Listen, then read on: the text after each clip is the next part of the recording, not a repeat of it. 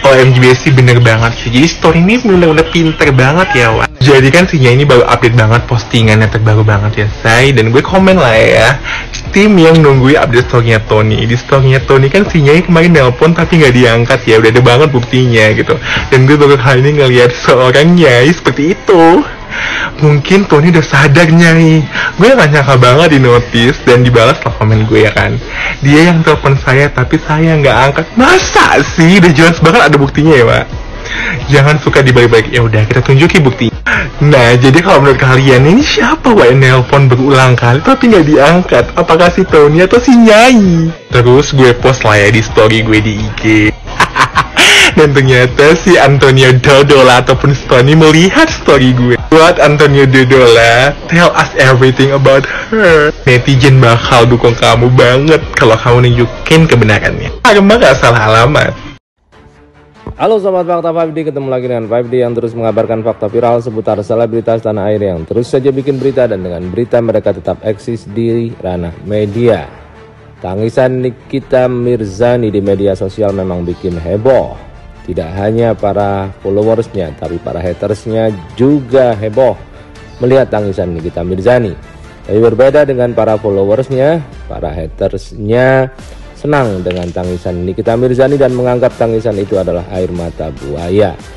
Dan salah seorang netizen, yaitu seleb TikTok yang banyak banget juga followersnya, memergoki Nikita Mirzani ternyata berbohong. Dan itu dibuktikan dengan postingan dari Antonio Dodola yang juga melihat story dari Zulhelmi Lubis ini.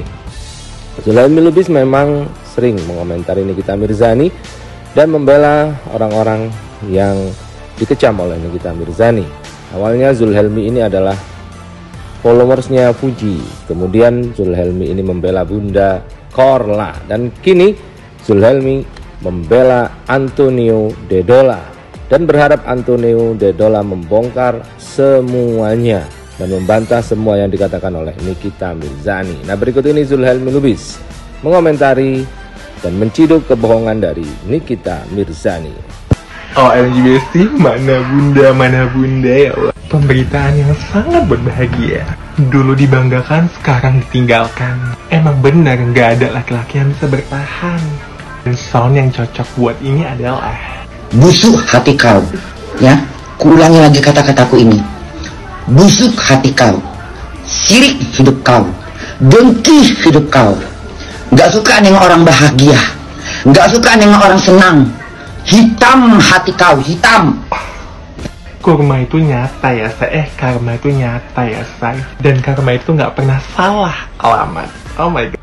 OMG sih bener banget sih. Jadi story ini bener-bener pinter banget ya, Wak. Jadi kan Sinya ini baru update banget postingannya terbaru banget ya, say. Dan gue komen lah ya, tim yang nungguin update story-nya Tony. Di story-nya Tony kan Sinya kemarin nelpon tapi nggak diangkat ya. Udah ada banget buktinya gitu.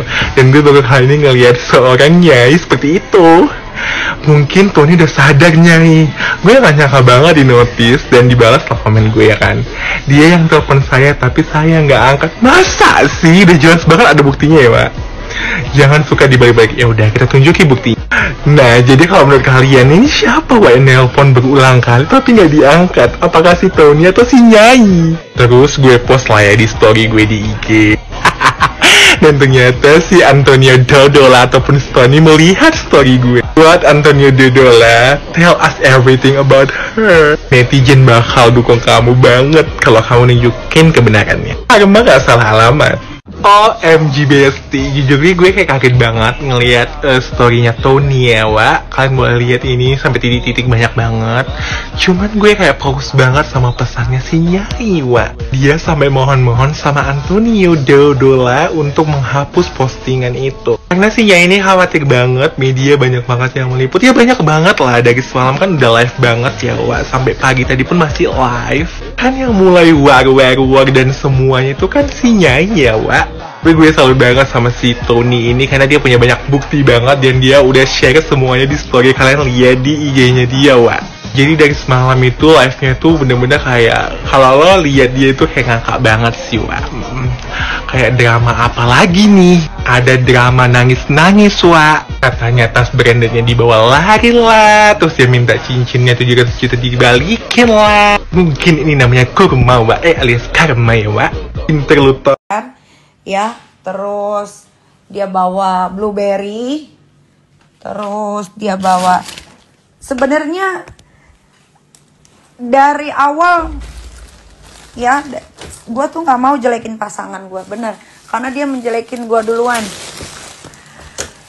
Gue tidak pernah menyuruh dia ke penjara, karena gue tidak mau ada wartawan yang tahu. Tapi dia memaksa, saksinya itu Kak Fitri, Bang Puji, Dea. Gue bilang, lu ngumpet ya, gue nggak mau sampai wartawan ada yang tahu.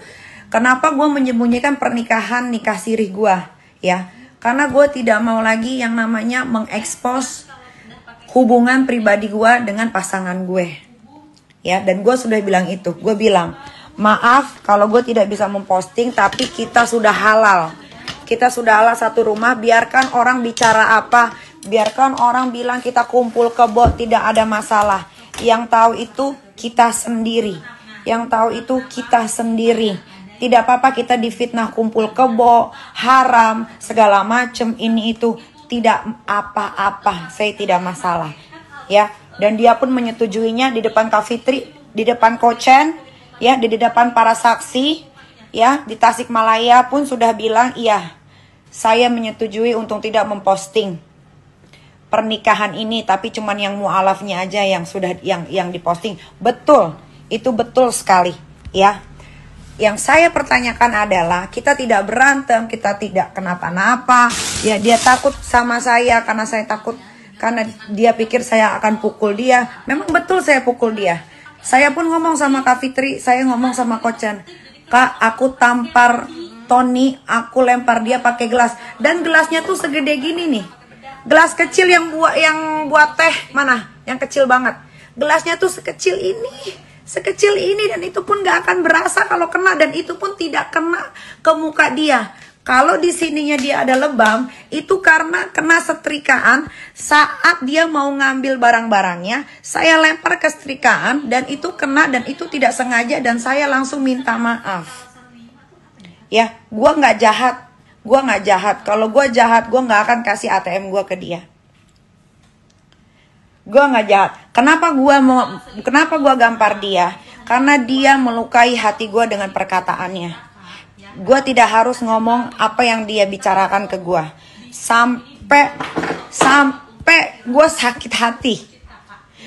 Dia pertama kali ngedeketin gua di bulan Agustus, September dia ke Jakarta, dia bilang, dia berjanji sama gua, baby, trust me, I'm different with mantan laki lu yang berdua itu, yang brengsek. Gue tidak akan berkata kasar, menyakiti lu, gue tidak akan membuat hidup lu susah. Tapi 1 minggu yang lalu dia keluarkan kata-kata kasar yang buat hati gue sakit. Gue lebih baik ditampar daripada gue disakitin hatinya. Ya, 10 bulan dia hidup di sini. Memang betul dia mantan seorang polisi. Tapi dia cuma transfer gue 3 kali. 20 juta. Jadi 60 juta. Dari 60 juta itu, gue bayarin dia sekolah bola. Kalau kalian lihat Instagramnya, dia ada sekolah bola. Itu gue bayarin. Setiap bulan 6 juta pakai uang yang dia kirim. Sayang, sepatu bola aku rusak. Gue beliin pakai uang yang dia kasih.